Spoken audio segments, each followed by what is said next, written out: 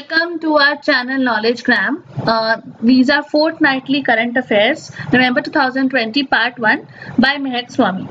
So let's discuss 15 days के current affairs comprehensively. ठीक है?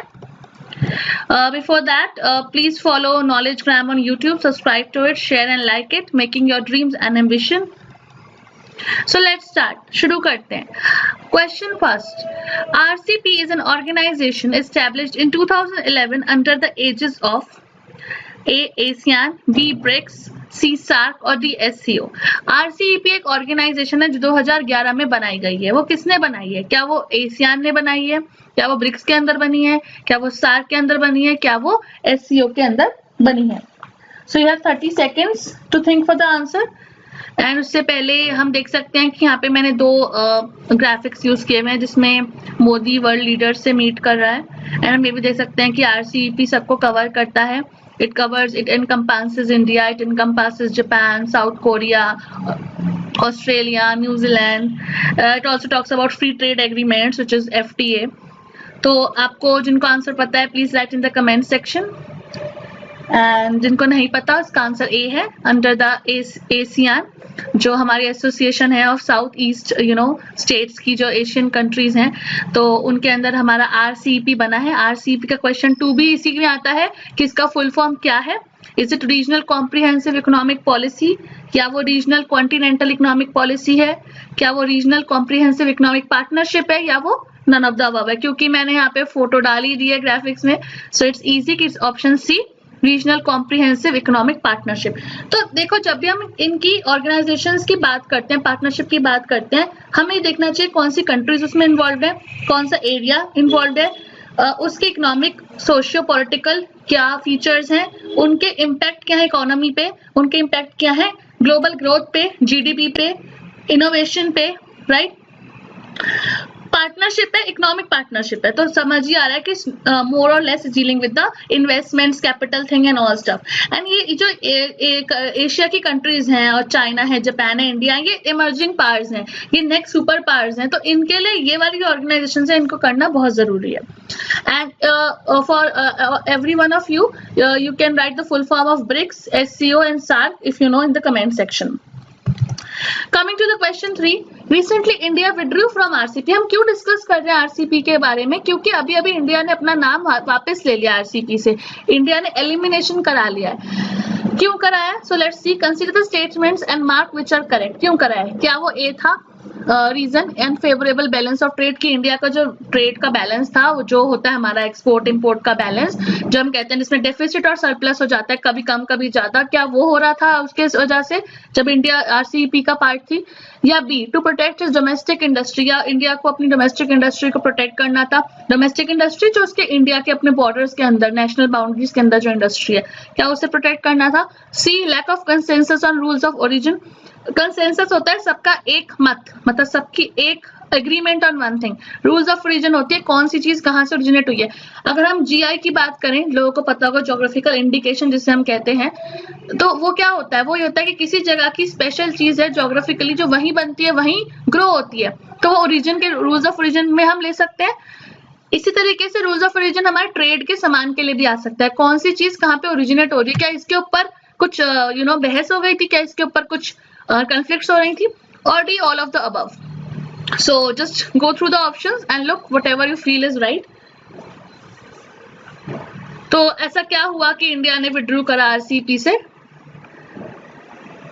So द हिंदू पढ़ना, इंडियन एक्सप्रेस पढ़ना, PIB पे नजर रखना बहुत बहुत जरूरी हो जाता है इन क्वेश्चंस के लिए. Also you can go through the video और audio lectures on YouTube, there are so many available, और you can go through my lectures. So the answer is D, all of the above. सब कुछ ही हो गया था, balance of trade बिगड़ गया था इंडिया का, डोमेस्टिक इंडस्ट्री के ऊपर खतरा बन गया था, और रूल्स ऑफ ओरिजिन के ऊपर लोग इमिटेशन और ये सब प्राइवेसी और सीक्रेसी के ऊपर आ गया था, तो इसलिए इंडिया ने अपना नाम हटा लिया. मूविंग टू क्वेश्चन 4, जो अलग हो गया, फर्स्ट सेकंड थर्ड एक ही टॉपिक पे बेस्ड थे. सो अभी I suggest to everyone to read comprehensively on RCEP and फिर हम डिस्कस कर सकते हैं. Question 4 is what is the full form of BIRAC? BIRAC.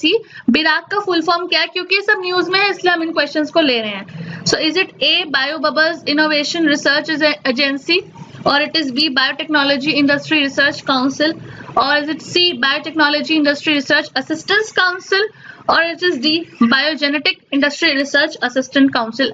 चारों ऑप्शंस काफी सिमिलर है और इसलिए मैंने यहाँ पे ये डाले भी हैं. So have a look.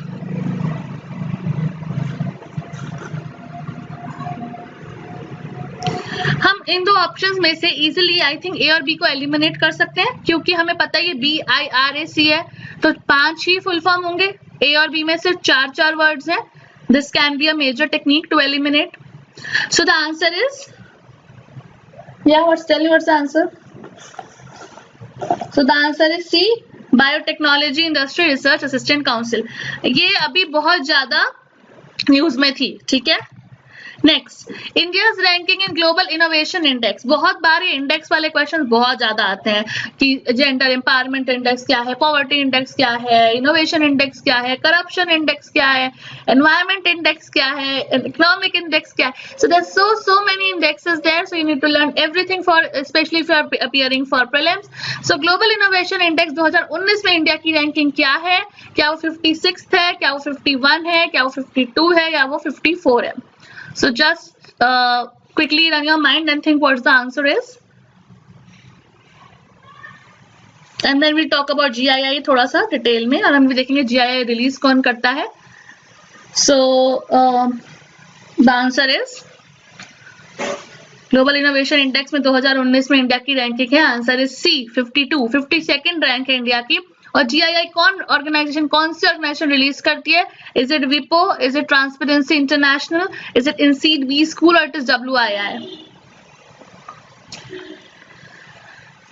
Transparency International तो हमारी काफी फेमस इंडेक्स रिलीज करती है, याद है, जिसमें काफी लोगों को प्रॉब्लम हो गई थी. द हिंदू का मेजर फीचर होता था ये करप्शन के बारे में, एग्जैक्टली, जिसपे काफी दिल्ली गवर्नमेंट के सारे वो चल रहे थे. अन्ना हजारे से लेके all the leaders involve in it, which were fighting against the corruption. Then they talked about Lok Ayuks, then they talked about the Lokpal bill. So Transparency International is by this. It tells about corruption. इन CB school का भी कौन सा होता है index? बहुत famous index है. Just write in the comment. I really need you to comment in the sections because that's why how this presentations and lectures become interactive. So WIPO is the answer. World intellectual property origin वाला है. Intellectual property rights की जो बात है वही हमारा WIPO जो है वो GII को रिलीज करता है. अब यहाँ पे मैंने ये ग्राफिक्स चार्ट्स डाला है जिसमें ये दिखता है कि हमारी रैंक इंडिया की कहाँ पे है. 52nd रैंक है इंडिया की, as you can see over here. First पे स्विट्जरलैंड है, सेकंड पे स्वीडन है, थर्ड पे US है. तो स्विट्जरलैंड, स्वीडन, हमेशा बताया स्वीडन, नॉर्वे, डेनमार्क, ये वाली कंट्रीज ऊपर ही रहती हैं, चाहे वो हैप्पीनेस इंडेक्स में हो, चाहे वो डेवलपमेंट इंडेक्स में हो, बिकॉज दे हैव फेयर्ड वेल. बाकी लोगों से ज्यादा अच्छा परफॉर्म करते हैं ये. So you can see that first Switzerland, second Sweden and third US जो है हमारे ग्लोबल इनोवेशन इंडेक्स पे सबसे हाई है. So 2016 में भी स्विट्जरलैंड की रैंक 1 थी, 2017 में भी स्विट्जरलैंड की रैंक 1 थी, और 19 में भी 1 है. Same is the case with Sweden. 16 में भी सेकंड पे था, 2017 पे भी सेकंड रैंक पे था, और 2019 में भी सेकंड रैंक पे है. तो इन्होंने कंसिस्टेंसी मेंटेन करी हुई. हम देख सकते हैं कि Singapore has fallen, UK has fallen with their rank. ठीक है. Or we can see that Hong Kong has fallen in its rank, right? Same as with New Zealand. So these countries have fallen. So the green rising ones show about कि कौन ने अपनी rank improve करी है, और red वाले दिखाते हैं कि कौन से किन्होंने अपनी रैंक जो है वो डिक्रीज की है. ठीक है. Moving to the next question, question number 7. RAA, that is reciprocal access agreement, is signed between. Reciprocal access agreement की बात कर रहे हैं. ये भी अभी न्यूज में था. क्यों था ये भी हम बात करेंगे, बट पहले देखना है किसके बीच में साइन हुआ है. क्या वो इंडिया और चाइना के बीच में साइन हुआ है, क्या वो इंडिया और जापान के बीच में साइन हुआ है, क्या वो चाइना एंड जापान के बीच में साइन हुआ है, या फिर वो जापान एंड ऑस्ट्रेलिया के बीच में साइन हुआ है. So just think over the question. आराम से सारे करंट अफेयर्स पूरे करने हैं. फोर्टनाइटली करो, वीकली करो, एवरीडे करो, जस्ट गो. एंड चाहे आप वीकली भी करंट अफेयर्स पूरे करो, माय सजेशन इज कि जो एडिटोरियल होता है हिंदू का, वो कोई भी दिन मिस नहीं करना चाहिए. You should read it every day, like make short notes out of it and do it. So the answer for question number 7 is D. Japan and Australia के बीच में रेसिप्रोकल एक्सेस एग्रीमेंट साइन हुआ है. Question number 8. Considering the report on vital statistics of India based on the civil registration system, Nagaland has recorded the highest sex ratio in India. First, second, Daman and Diu has recorded the lowest sex ratio in India. जो vital statistics of India होते हैं, आपको पता है population enumeration, मतलब जब population को count करते हैं इंडिया की, तो कुछ उसके मेजर वो होते हैं पैरामीटर्स. तो सेंसस होता है हमारा, census is conducted every 10 years. इस तरीके से we have this vital statistics of India civil registration system. We also know we have NSSO, National Sample Survey Organization. So we should be knowing all this. ये सबको ही पता होना चाहिए, सिर्फ geography वाले लोगों को पता नहीं होना चाहिए, सबको पता होना चाहिए. सो अब ये पूछ रहे हैं कि क्या फर्स्ट सेंटेंस सही है, क्या सेकंड सेंटेंस सही है, स्टेटमेंट, या दोनों ही सही है, कोई भी सही नहीं है. सो think over it. So the answer is 2 only. B. Daman and Diu ने लोएस्ट सेक्स रेशियो रिकॉर्ड किया है इंडिया में, बट नागालैंड में हाईएस्ट सेक्स रेशियो इंडिया में नहीं है. So only 2 is the right option. Moving to question 9, a very normal SSC type or a very normal GK type of question, but still बहुत लोग नहीं कर पाते हैं, तो I have included it. When is World Toilet Day celebrated? World Toilet Day recently बनाया था. जब हम टॉयलेट डे की बात कर रहे हैं तो obviously we are talking a lot about hygiene. We are talking a lot about water use and capacity, how much water is there, sanitation measures. तो उसको जब ये पढ़ेंगे तो उसको भी रिलेट करके पढ़ेंगे. So कब सेलिब्रेट होता है? Is it A 17 November? Is it B 16 November? Is it C 18 November? Or it is D 19 November? So ये डेट्स देखें आप, 17 है, 18 है, 16 है, 19 है. जस्ट देखो आगे पीछे. पिछली बार पहले हमारे लेक्चर मैंने 14 नवंबर के ऊपर क्वेश्चन बनाया था, मैंने वर्ल्ड डायबिटीज डे के ऊपर क्वेश्चन बनाया था. So if you have not seen those lectures, go back to that, you will find in our channel only. So वो मिल जाएंगे. Current affairs, just go through them. It's very important to go through all the November current affairs so that I can come with a series which is like every day for December, or it can be weekly. You tell me what do you want to see. So the answer is 19 November. D. World Toilet Day celebrated on 19 November. Question number 10. India added 2 more Ramsar sites recently. One is Lonar Lake in Maharashtra. एक और add करिए, वो भी आप मुझे बताओगे, ठीक है. सो व्हेन वाज, मैं पूरे क्वेश्चन इसलिए नहीं लिखती, अगर मैं दोनों साइड लिख दूंगी तो आप जाके वो न्यूज नहीं पढ़ोगे. सो ठीक है. सो इधर, so that's I written one of the site, एक और ऐड करिए रामसर साइट, 2 ऐड करिए अभी थोड़े दिन पहले, मतलब नवंबर में. एक लोनार लेक, जो हमारा लोनार लेक, क्रेटर लेक जिसे बोलते हैं, महाराष्ट्र में है वो. रामसर कन्वेंशन साइन कब हुआ था? सबसे इंपॉर्टेंट बात है कि रामसर कन्वेंशन कब बना था. रामसर कन्वेंशन वेटलैंड से कंजर्वेशन प्रिजर्वेशन के लिए बहुत जरूरी है, you have to do it, ठीक है. एनवायरमेंट का मेजर टॉपिक है और फेवरेट है यूपीएससी का. सो इज इट A 1 February 1971 और is it B 2 February 1971? Is it C 2 February 1979 और it is D 1 February 1979? So to see the answers, just see if you know the answer. इसमें कैसे मैंने बनाया, 1 और 2 फेब लिए हैं और डेट्स को बस, और ईयर 2 लिए हैं, 71 और 79. अगर ईयर भी पता है तो आप क्लोज हो जाओगे इस आंसर के, बट यहाँ पे डेट भी पता होनी जरूरी है. 1 Feb being my favorite, but okay, so see the answer is B option, 2 February 1971. So Ramsar convention sign हुआ था 2 फरवरी 1971 में. क्वेश्चन 11, इंटरेस्टिंग क्वेश्चन, DRDO के बारे में. DRDO launched QRSAM, Quick Reaction Surface to Air Missile System. Which of the following statements are correct about QRSAM? When we're doing this question, always remember कि हमें सारी missiles के बारे में, उनका रेंज, उनकी कैपेसिटी, उनके countries, areas to be covered, fuel उनमें कौन सा यूज है, क्या वो सरफेस टू सरफेस है, क्या वो सरफेस टू एयर है, ठीक है. ये सब पढ़ना पड़ेगा, ठीक है, ये पढ़ना पड़ता है. तो QRSAM का फुल फॉर्म पता चल गया, क्विक रिएक्शन है, सरफेस टू एयर मिसाइल है. ये मैंने फोटो भी डाली हुई है, ऐसी दिखती है वो, ठीक है. तो अब ये है कि कौन से क्वेश्चन स्टेटमेंट इसमें से सही है. So is it first? It is a short range surface to air SAM missile. It uses a single stage solid propelled missile. It has a range of 25 to 30 kilometers, or D, all of the above. Small range, short range के या long range के देखना होता है। क्या उसमें जो fuel है वो सिंगल स्टेज का है या डबल स्टेज का है या ट्रिपल स्टेज का है, ऐसे ये क्वेश्चन पूछते हैं आपसे। इसकी रेंज 25 से 30 किलोमीटर है या इसकी रेंज 100 किलोमीटर है या इसकी रेंज 200 किलोमीटर है, तो ये देखना होता है। तो इस वाले तो तीनों जो मैंने ऑप्शन दिए हैं 25 से 30, single stage and short range, ये सारे ही सही है इसमें। सो the answer is D, all of the above. So please read about it. Moving to question number 12. UN peacekeepers were recently in the news. They are also referred as UN peacekeepers. मैं पढ़ रही थी, the Hindu के editorial में था और वैसे भी काफी था कुछ दिन पहले। सो इनको हम किसी और नाम से भी बुलाते हैं। So is it A, pink helmets? Is it B, blue helmets? Is it C, green helmets? or it is D, red helmets? तो UN peacekeepers को किसी और नाम से भी बुलाया जाता है, तो आपको देखना है इसका आंसर क्या है। पॉज करके आंसर सोचा करो, pause the video, think the answer, write it, then move ahead. That's the way you can do it before listening to the right answer from me. So the answer is B, blue helmets. ठीक है, blue helmets भी कहते हैं इनको। Question अब, and do read about piece keeper and forces and UN के बारे में। यूएन के बारे में security council, general assembly, India का क्या स्टेक था, चाइना क्या था, परमानेंट सीट क्या होती है, काउंसिल मेंबर्स क्या होते हैं, सब कुछ का कुछ। Love jihad is a term which is lingering around us these days. It's a case of perfect question, tricky question. एक दो वर्ड के आंसर है पर ट्रिकी है।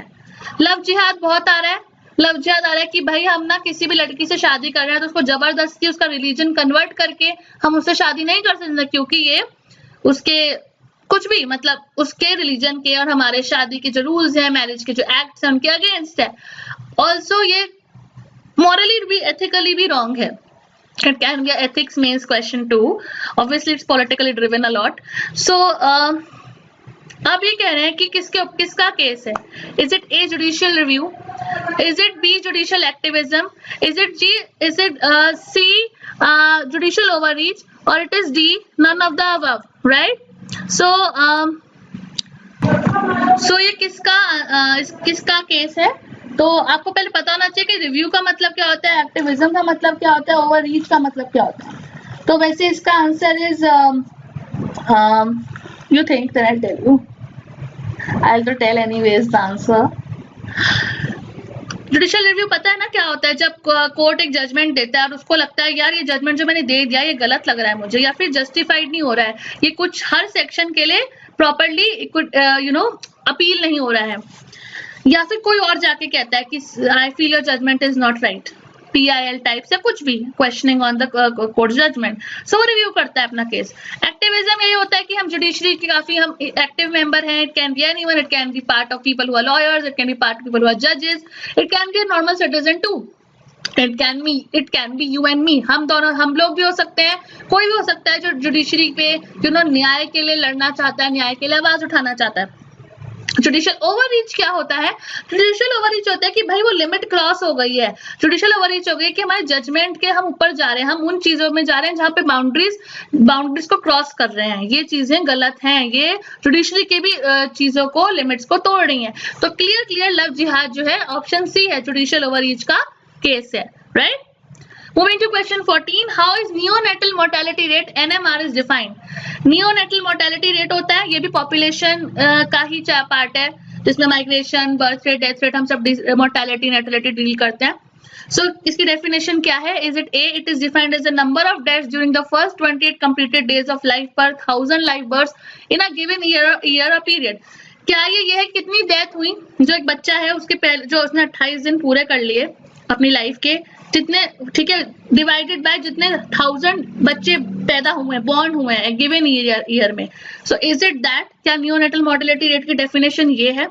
और जिनको सारी डेफिनेशन नहीं आती, go, it's very easily available on the net, otherwise just go find the standard geography book and find it there. और B, it is defined as the number of deaths of children under the age of 1 year per 1000 live births for a given year, या फिर ये number of deaths of children जो 1 साल से कम as के बच्चे हैं डिवाइड बाय 1000 live births जो होती हैं, कि कितने बच्चे जो 1 साल से एज के अंदर छोटे हैं और उनकी डेथ हुई है अपॉन या डिवाइडेड बाय 1000 बच्चे जो पैदा हुए थे उस साल में, या फिर ये सी है, it is the number of deaths occurring among the population of a given geographical area during a given year पर 1000 mid year total population of the given geographical area during the same year, या फिर ये number of deaths हैं जो एक population में हो रही हैं, ठीक है, एक एरिया के पॉपुलेशन में एक पर्टिकुलर ईयर में, डिवाइडेड बाय जो मिड ईयर की पॉपुलेशन है उसकी, मिड ईयर की, पूरे साल की नहीं, 6 महीने की, ठीक है, सेम ईयर की। सो ये हमें करके देखना है which is the right answer for this question.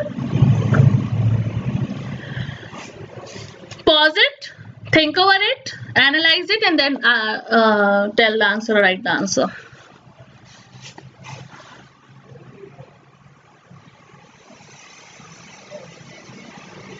So it's A. It's question 14 का answer is A. It is defined as the number of deaths during the first 28 completed days of life per 1000 live births in a given year or period.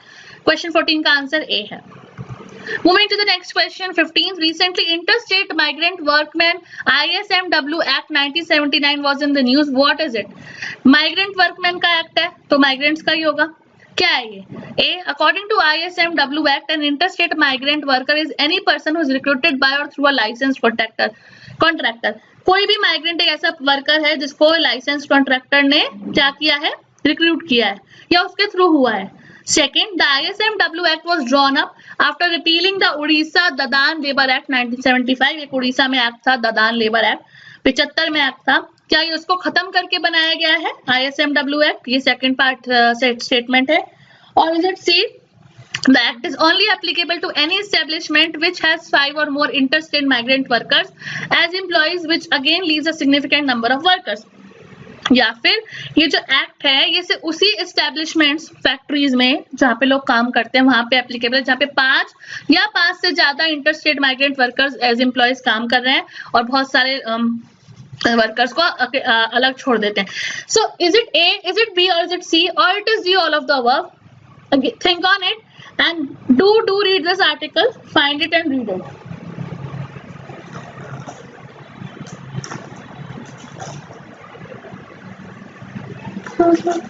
Okay, so the answer is ISMW Act 1979 का answer है D, all of the above.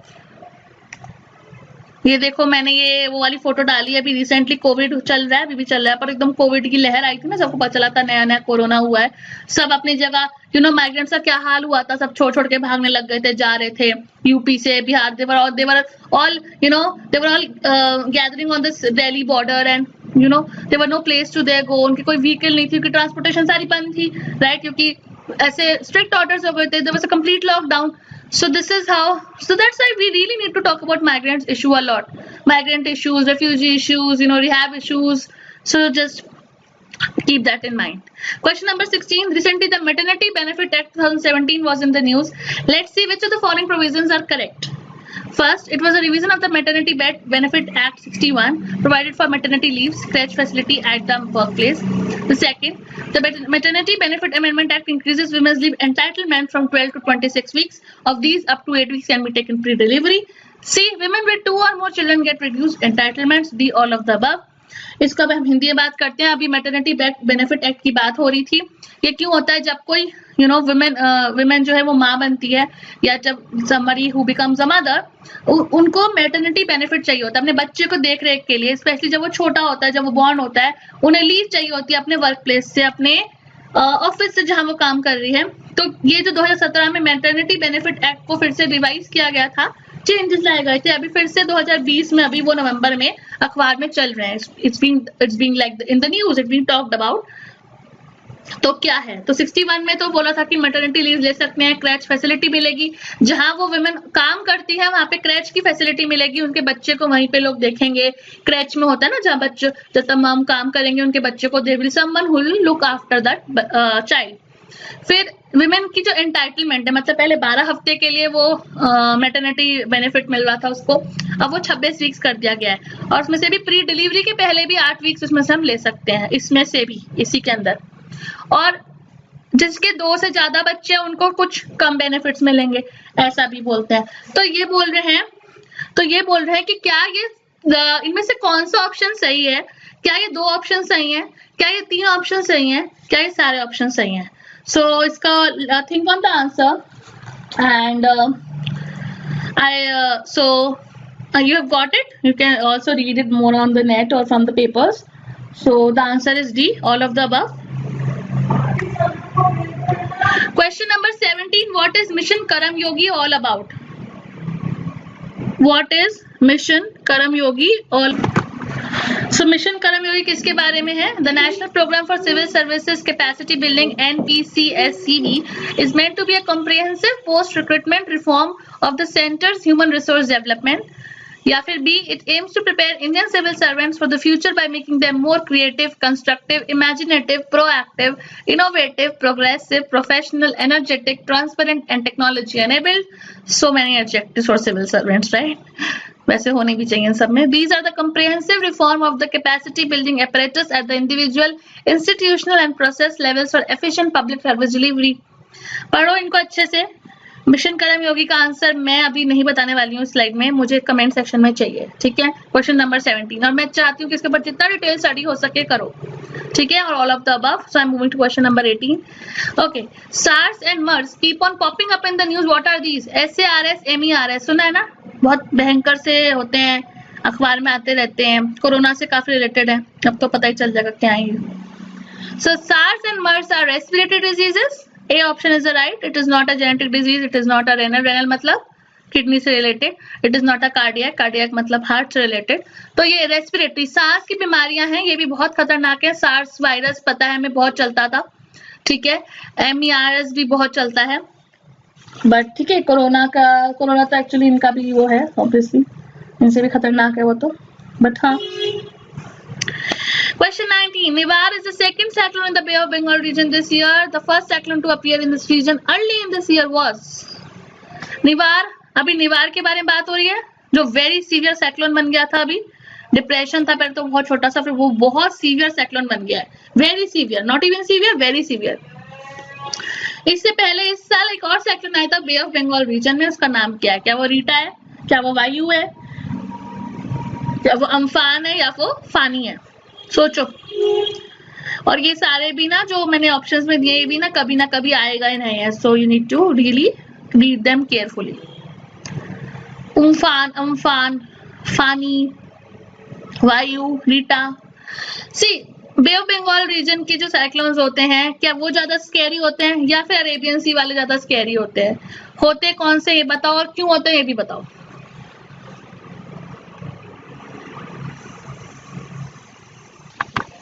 सो इसका answer क्या है? हाँ वो बताना है आपको. अरेबियन सी का ज्यादा खतरनाक होते हैं कि बे ऑफ बंगाल के कमेंट सेक्शन में क्यों होते हैं, रीजन बताने हैं. Refer to some standard geography books, you will find the answers, right? So इसका आंसर है सी, अम्फान. अम्फान बहुत फेमस है, सब उम्फान भी बोल रहे थे कोरोना के आसपास, और सुशांत सिंह केस के जब चल रहा था बहुत, तब उसके आसपास इसकी भी न्यूज आ रही थी. वो तो लोगों ने ज्यादा इसको नहीं देखा क्योंकि तब और मेन इश्यूज थे, वो भी बहुत सैड थे, बट इसने काफी लॉस किया था ऑल द कोस्टल एरियाज पे, and it reached to Mumbai as well. So no, sorry, it didn't reach Mumbai. I'm sorry for that. So मतलब it is a Bay of Bengal वाली coast पे. हाँ, तो निवार अब है जो अब करंटली चल रहा है. और देखो निवार का मैंने ये कुछ फोटो ली है. ये तो हमारा साइक्लोन फॉर्मेशन जनरल होता है जो सैटेलाइट व्यू से दिखता है. ये स्पेसिफिक बीच में जो है ये उसकी साइक्लोन की आई है. ये चारों तरफ इसके साइक्लोन के बैंड्स हैं, और यहाँ पे पूरा साइक्लोन इसका प्रेशर सिस्टम है. तो ये पूरा वर्ल्ड में मतलब मूव कर रहा है, यू नो, जैसे वॉशिंग मशीन के अंदर होता है ना वर्लपूल मोशन, वही उस साइक्लोन का मोशन होता है. ये हमने सेकंड फोटोग्राफ में जो this picture it's point to how the cyclone के वाटर्स लुक लाइक, ठीक है? And this is how you know marine organisms get affected, and बेचारे ये सब your fish and all they die because of this. Because जब वो cyclone waves उठती हैं तो वो ऐसे लैंड पे जाके ऐसे जो गिरती हैं, राइट, डाउनपोर करती हैं, तो ये वो उठा के वो यहाँ गिर जाते हैं. ये वापस तो जा नहीं पाते अपने बैक टू द ओशियन और to the sea waters, so they die. Coming to question number 20, areas like Thanjavur, Aryalur, Karaikal, Perambalur, Tiruvarur are from a particular state from South India. This state is from which place? तो ये जो area है ना थांजावुर अरियालूर, करियाकाल, पेराम्बलूर, तिरुवर, वैसे बहुत famous areas है, कहीं कहीं यहाँ पे साउथ इंडिया के टेम्पल्स भी बने हुए हैं। तो आपको बताना है कौन से स्टेट के हैं, क्योंकि ये सारे एरियाज वो हैं जो पर्टिकुलरली आजकल साइक्लोन से बहुत ज्यादा इफेक्ट हो रहे हैं। So you can easily relate कि साइक्लोन के कौन से एरियाज होंगे। So is it A Chennai, is it B Tamil Nadu, is it C Kerala, और it is D Karnataka? So have a look and write in the comment section. So इसका answer बताइए क्या है। ये एरिया थांजावुर तो बहुत फेमस, थांजावुर में साउथ इंडिया टेम्पल भी है, तो ऑब्वियसली इसका आंसर भी तमिलनाडु है। और तमिलनाडु का नाम लिया है तो मैंने ये मैप इंक्लूड किया है तमिलनाडु का MAPHILL साइट से। Thank you site for giving us this map. यहाँ पे आपको दिख रहा है ये तमिलनाडु है, ये मदुराई है, ये थांजावुर है, राइट। ये एरियाज आपको क्लियरली दिख रहे हैं, ये साउथ अर्कट है, सो ये कोयम्बटूर। सो यहाँ पे आजकल काफी ये साइक्लोन अफेक्टेड एरिया भी है, बहुत ज्यादा यहाँ पे लॉस हो रहा है of life and property. And when you see the about the COVID also I've included a newspaper cutting कि रीजन वाइज ब्रेकअप अगर देखें तो पॉजिटिव केसेस कितने सारे हैं। सदर्न रीजन जैसे है हमारा Madurai, Virudhunagar, Dindigul, Theni, you know all this areas, Kanyakumari, Tuticorin, so many active cases, you can say positive cases, active cases का positive cases 405 positive cases, you know। Deaths भी हो रही हैं, डेथ्स बहुत कम है नो डाउट, 1 2 3 4 ऐसे डेथ हैं, बट इतने सारे पॉजिटिव केसेस आ रहे हैं। वेस्टर्न रीजन में you have the maximum positive cases of Tamil Nadu, the Coimbatore, you know, Salem area, the Dharmapuri area, Nilgiri road area, you can see all this. We have the hotspot categories, तो corona को भी मैंने इसमें इंक्लूड करा है। अब जब साइक्लोन आता है तो कोरोना वाले केसेस यू नो उन पे भी इफेक्ट पड़ेगा, they spread more. Water will be a carry, water can, though it's airborne, completely understood, but कोई ना कोई infections and you know things always spread, because when a disease is contagious it always spreads through these floods and through these cyclones. So hotspot category में the government has classified district in 3 colors depending on the cases. तो ये आपको दिख रहा है यहाँ पे all this red ones, this orange ones. So red zone में वो है कि यहाँ पे 15 cases हो रहे हैं, doubling time मतलब हो ना, red zone बहुत you know खतरनाक जोन है, और ठीक है ग्रीन जोन में तो कोई केस ही नहीं आया लास्ट 28 डेज में, ठीक है। तो ये जो मैप है ये कोरोना का, ये तमिलनाडु में स्प्रेड दिखाता है उसका, ठीक है, तो वेरी इंपॉर्टेंट। और हमने अभी इन सब एरियाज में साइक्लोन की बात करी है। क्वेश्चन नंबर 21 है, who is elected as a new chairman of ICE? Cricket वाली बात हो रही है यहाँ पे। ICE का full form is about, I am sorry if I wrote it as ICE, it is ICC, it is ICC. Cricket Council hai, so sorry for this E, it has to be C over here, some writing mistake. So it is A Ricky Ponting, it is B Sachin Tendulkar, is it C Greg Barclay, or it is D Kapil Dev? So again pause it and see what the answer is. Cricket council का नया chairman कौन elect हुआ है? Ricky Ponting है, तेंदुलकर है, Berkeley है, कपिल देव है। So the answer is C, Greg Barclay. Greg Barclay is the new chairman of ICE. Question number 22. Riang Bru is one of the scheduled tribes of the state. Reang की वो भी अभी बहुत discussion में चल रहे हैं, तो कौन से स्टेट की शेड्यूल्ड ट्राइब है? रियांग ट्राइब छत्तीसगढ़ की है, मिजोरम की है, मध्य प्रदेश की है, तमिलनाडु की है।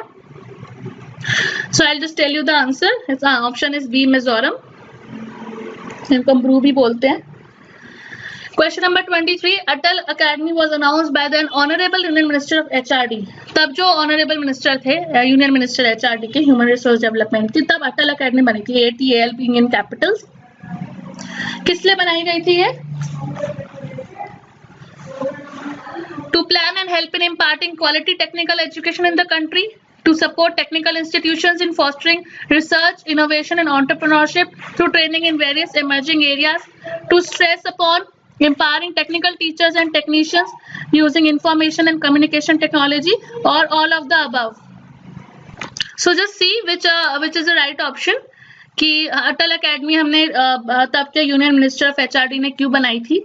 टेक्निकल एजुकेशन को इम्पार्ट करने के लिए कंट्री में, या रिसर्च इनोवेशन एंटरप्रेन्योरशिप को हेल्प करने के लिए। वैसे बहुत जरूरी है कि हमारे कंट्री में टेक्निकल एजुकेशन एंड ये और सब ग्रो हो, रिसर्च ग्रो हो, क्योंकि वैसे भी टेक्निकल एजुकेशन के लिए India is known and we really need more skilled people to और see to stress upon empowering technical teachers and technicians using ICT, information communication technology. So the answer is all of the above. So let's move to the next question. Question number 24.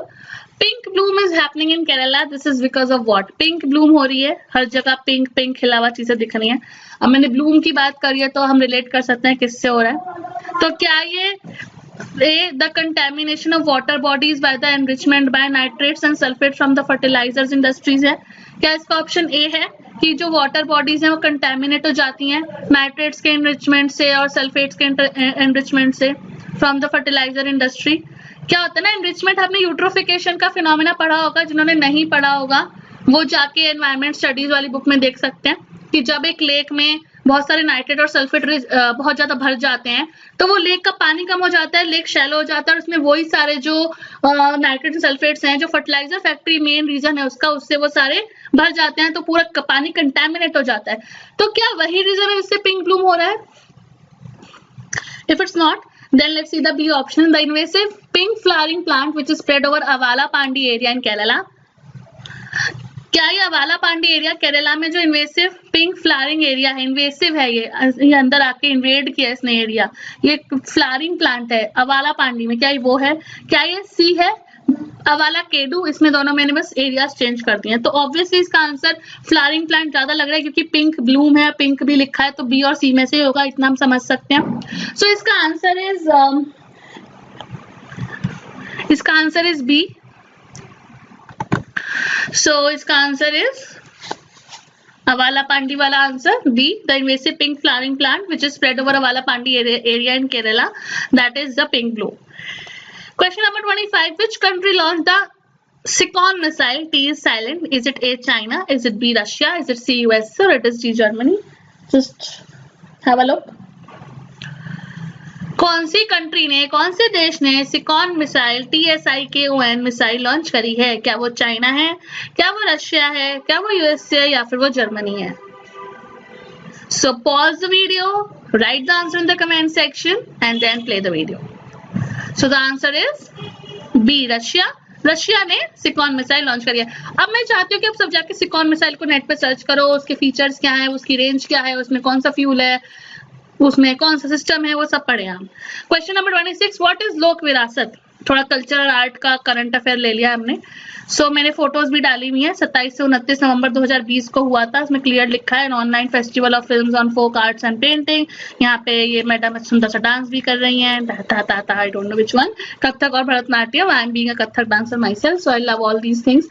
सो लोक विरासत answer सामने ही है, but अगर मैंने option में लिखा है folk dance of Gujarat तो ऑब्वियसली लोक विरासत ऐसा नाम है या डांस का नाम विरासत तो नहीं होता है, जनरली सोचना चाहिए इंसान को। और small tribal festival of Munda community, जो मुंडा कम्युनिटी के बारे में जानते हैं उन्हें पता चल जाएगा, हो सकता है कि बी ऑप्शन। अगर ये फोटो तो दी नहीं होती एग्जाम में, वो तो मैंने यहाँ पे लगाई हुई है, तो फोटो नहीं होगी एग्जाम में, तो बी और सी में हमें लगेगा कि क्या आंसर इनमें से एक हो सकता है वो नन ऑफ द अबव भी हो, बट जनरली लोक विरासत है तो ए और डी हम एलिमिनेट कर सकते हैं और हम बी और सी के बारे में सोचेंगे। फिर थोड़ा और सोचेंगे कि अगर वो विरासत लोक विरासत है तो थोड़ा हैवी सा नेम है, तो ट्राइबल फेस्टिवल का नाम ऐसा तो नहीं होना चाहिए, थोड़ा डिफरेंट तरह के नाम होते हैं उनके।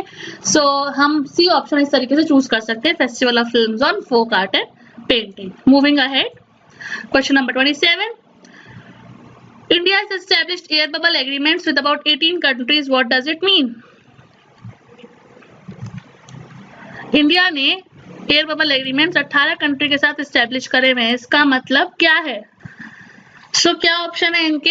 ए, India can not allow Pakistan, Afghanistan, Bangladesh and other neighbouring countries to enter into the air space. कि इंडिया ना ये आजकल ये नहीं करेगी कि कोविड चल रहा है कि पाकिस्तान, अफगानिस्तान, बांग्लादेश और जो बाकी जितनी भी हमारी लैंड नेबरिंग कंट्रीज हैं कि वो आ जाए उनके एयर स्पेस में। एयर बबल बनाया 18 कंट्री से, भाई समझो। B, the concave lenses inside water behaves like a air bubble. हाँ यार ये कहाँ से आ गया, तो फिजिक्स की बात है तो ऑब्वियसली आंसर नहीं होगा। C, India has established an air transport bubble with Afghanistan in the light of COVID-19 pandemic. क्या इंडिया ने एयर ट्रांसपोर्ट बबल अफगानिस्तान के साथ एस्टेब्लिश किया कोविड-19 पेंडेमिक की वजह से, या D none of the above? अब देखो बी ऑप्शन और डी ऑप्शन हटा दो क्योंकि एयर बबल है तो एयर ट्रांसपोर्ट की बात होगी, तो हम ए और सी में से सोच सकते हैं, ठीक है। So is it A or is it C? सोचो। So this question का answer I also leave on you guys. You write in the comments and then I'll come and check what's the answer. Now question number 28. Which statements are true about the Sentinel-6 satellite? बहुत important satellite launch है ये. A. This satellite has been named after Dr. Michael Frelich, who was the director of NASA's Earth Science Division from 2006 to 19 and passed away in this August. He died. Sentinel-6 will send pulses to the Earth's surface and measure how long they take to return to it, which will help scientists measure the sea surface height.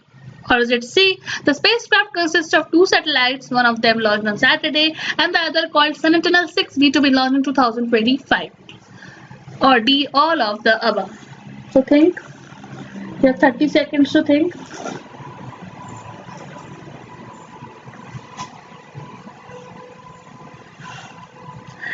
सो इनका हिंदी का मतलब देख लेते हैं. Doctor Michael फ्रेलिच के नाम पे बनी है क्या ये सैटेलाइट, जो 2006 से 19 से अर्थ साइंस धरती के साइंस के विभाग के वो थे डायरेक्टर, और उनकी डेथ हो गई है अगस्त में. और ये सैटेलाइट है, ये अर्थ पे पल्सेस भेजेगी, ऐसे सिग्नल्स भेजेगी कि, और देखिए कितना लॉन्ग इन्हें लगता है इन सिग्नल को धरती से वापस सैटेलाइट तक पहुंचने के लिए, जिससे साइंटिस्ट ये पता लगा पाएंगे कि सी सरफेस की हाइट कितनी है. हमारी जो सी होती है ना अर्थ पे, उनके सरफेस की हाइट कितनी है. और सी जो स्पेसक्राफ्ट है इसमें दो सैटेलाइट हैं, एक जो सैटरडे को लॉन्च हुई थी और एक जो 2025 में लॉन्च होगी, उसे हम कहेंगे 6B. तो इसका answer all of the above है. एज यूजुअल मैंने इस वाले वीडियो में सबके answer all of the above करे हैं. Okay, moving question number 29. Maharashtra Chief Minister clears Mumbai's first desalination plant. This plan is based. Sorry, this plant होना चाहिए is based on which model? Maharashtra के चीफ मिनिस्टर ने मुंबई का पहला desalination plant जो नमक हटाता है, ठीक है, डीसैलिनेशन होता है पानी में से नमक को रिमूव करना, तो वो कौन से मॉडल पे बेस किया है? क्या वो जापानीज चैलेंज मॉडल है, क्या वो इरिश चैलेंज मॉडल है, क्या वो स्विस चैलेंज मॉडल है, या फिर वो ब्रिटिश चैलेंज मॉडल है? जिनको नहीं पता ये कौन कौन से देश हैं वो ढूंढने जाके. जापानीज वाला जापान का है, इरिश मतलब आयरलैंड का है, स्विस मतलब स्विट्जरलैंड का है, ब्रिटिश मतलब ब्रिटेन का है, ठीक है ना. सो इसका आंसर इज think.